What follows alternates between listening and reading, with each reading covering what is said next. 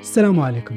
ماغنيس كارلسن كيتعتبر افضل لاعب شطرنج في العالم ومحطم واحد المجموعه ديال الارقام القياسيه، بحيث كيتعتبر كاول لاعب في تاريخ اللعبه اللي غادي يقدر يدوز اطول مده وهو محتل الرتبه الاولى من 2010 الى يومنا هذا وهو محتل هذه الرتبه. ماغنيس محطم رقم اخر قياسي اللي كان عند الاسطوره غاري كاسباروف، اللي هو في عدد النقاط اللي ممكن يوصل لها اي لاعب شطرنج، بحيث في 2014 غادي يقدر يوصل تقريبا 2882 نقطه. الهوايه ديال تحطيم الارقام القياسيه بالنسبه لماغنيس بدات عنده وهو صغير، بحيث في 2004 غادي يكون كاصغر لاعب في تاريخ اللعبه اللي غادي يحصل على صفه الجراند ماستر وهو يلاه عنده 13 عام في عمره. علاش بديت بليستوار ديال ماغنيس كارلسن في حلقه اليوم؟ هو انه الشطرنج كلعبه كيحتاج لتركيز عالي وكيحتاج لذاكره قويه وكيحتاج لمخيله واسعه، وإلا عرفنا كيفاش قدر ماغنيس كارلسن يوصل لهذا النيفو اللي وصل ليه في الشطرنج ممكن نستافدوا منه من خلال قوه التركيز ديالو. باش نعرفوا هادشي كامل خلينا نرجعوا ل 2004 واللقاء التاريخي اللي داز ما بين ماغنيس كارلسن ضد غاري كاسباروف، لانه ماغنيس كارلسن في ديك الساعه كانت في عمره تقريبا 13 عام وكاسباروف كان كيتعتبر كافضل لاعب شطرنج في ذاك الوقت، وحاليا كيتعتبر من بين اساطير هذه اللعبه بالاضافه لبوبي فيشر. اذا في ذاك الماتش يعني كان الفرق كبير ما بين ماغنيس كارلسن اللي يلاه 13 عام وما بين كاسباروف اللي كان اول عالميا. الكل كان كيتسنى هذا الماتش والكل كان باغي يشوف زعما كيفاش غادي يتعامل يعني الموهبه الصغيره اللي طالعه في الشطرنج مع افضل لاعب في العالم. الغريب في الامر انه الطريقه اللي تعامل بها ماغنيس كارلسن مع الماتش فيها واحد النوع ديال الاحترافيه والذكاء من خلاله. خلينا نشوفوا هذا الفيديو باش تبان لك مزيان هذه اللقطه.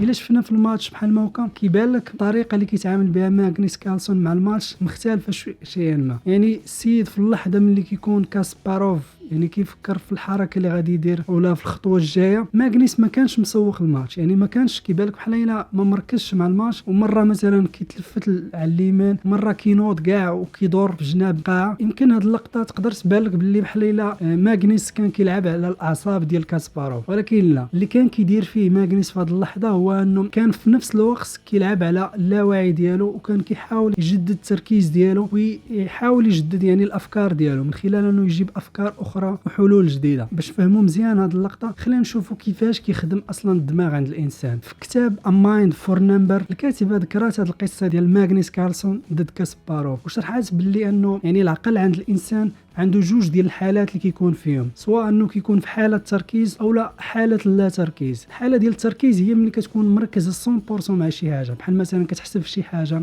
كتقرا شي حاجه، كتشوف شي حاجه، المهم ملي كتكون مركز 100% مع شي حاجه. وفي نفس الوقت كاينه حاله اخرى اللي كيكون فيها الدماغ هي الحاله لا تركيز، يعني تما فين كتكون كتفكر ولكن ما كتكونش كتفكر في شي حاجه معينه، يعني كتلقى العقل ديالك ها هو هنا هو كيفكر في هذه من بعد كيفكر في هذه، ديك الحاله ديال احلام اليقظه. دونك هنايا العقل ديالك كيبقى غير كينقز ما بين بزاف ديال الافكار مقارنه مع الحاله ديال التركيز اللي كتكون فيها. العلماء بينوا باللي العقل ديال الانسان كيبقى كيمشي ما بين هاد جوج حالات هادو، يعني كيبقى كيالتيرني بيناتهم، يعني مره راه في حاله ديال التركيز ومره في حاله لا تركيز. يعني العقل ديال الانسان ما يقدرش يكون في واحد الحاله ديال التركيز لمده طويله. داكشي علاش بينوا باللي انه الحاله ديال التركيز هي راه جزء من عمليه التركيز، يعني شي حاجه اللي كتعاون التركيز ديال الانسان. علاش؟ لانه الانسان ملي كيخرج من ديك الحاله ديال التركيز ديالو راه كيمشي اللاواعي ديالو في ديك اللحظه. يعني ملي كيكون ما كيكونش مركز مع شي حاجه بالضبط، راه اللاواعي ديالو كيكون خدام. فمثلا الا كنتي خدام مثلا كتحفظ شي حاجه، يعني في اللحظه ملي كتكون كتركز على الحفاظه راه كتدخل فيها هذوك المعلومات. ملي كدوز الحاله ديال لا تركيز وكيكون العقل ديالك ما مركزش بالضبط مع ديك الحفاظه،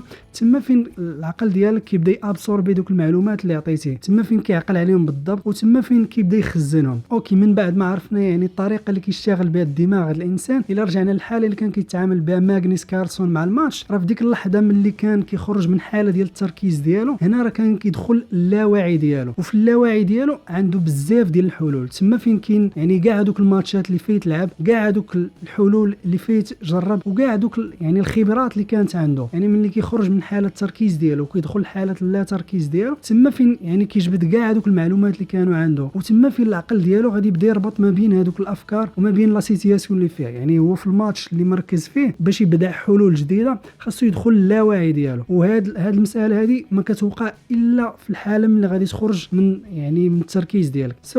يعني الفكره من هاد القصه كامله هو انه العقل ديال الانسان راه ما كيقدرش يركز لواحد المده طويله. هذه اول حاجه. ثانيا انه الحاله ديال لا تركيز ديال الانسان راه جزء من التركيز ديالو. يعني ما تعتبرش ديك اللحظه ديال انك تاخذ بوز بحال ما هكا شي حاجه اللي غادا تضيع لك الوقت ولا شي حاجه اللي ما غادا تفيدك بحتى حاجه. بالعكس، فديك اللحظه يعني هنا كتخدم جزء اخر من الدماغ ديالك اللي هو اللاواعي ديالك. ملي كتكون مركز يعني راه الله كتستخدم غير الجانب الامامي من الدماغ ديالك اللي كيتسمى البريفرونتال كورتكس، في حين انه ملي كتكون في الحاله ديال لا تركيز وكتدخل اللاواعي ديالك، هنا العلماء بينوا باللي راه كتستخدم الدماغ ديالك كامل. يعني كاع الافكار اولا كاع الاجزاء اللي في الدماغ ديالك كتبدا خدامه. يعني هنا راه ممكن يعني تربط ديك لا سيتياسيون اللي انت فيها اولا داك الاشكال اللي انت فيه اولا ديك الخدمه اللي انت فيها مع بزاف ديال الحوايج اللي فايت دوزتيهم. الفكره هنا هو انه الانسان ما يتعاملش مع البوست ديالو على انه شي حاجه اللي مضيعه الوقت، وفي نفس الوقت ياخذ هذه المساله وسيريو، يعني يعتبرها باللي راه جزء من عمليه التركيز ديالك. دونك هنا ما خصكش تمشي دير شي حاجه اللي تاخذ منك تركيز كبير، لانه اين فوا غادي دير شي حاجه اللي غادي تحتاج منك تركيز كبير، هنا راه هرستي داك لوريسم اللي كنتي غاد خدام فيه وهرستي داك الفلو اللي كنتي خدام فيه. يمكن حتى لهنا حلقه اليوم سالات. نتمنى انه يعني الافكار ديال هذه الحلقه تنال الاعجاب ديالكم. ما بقى لي غنقول لك السلام عليكم، ميعادنا الحلقه الجايه ان شاء الله. السلام عليكم.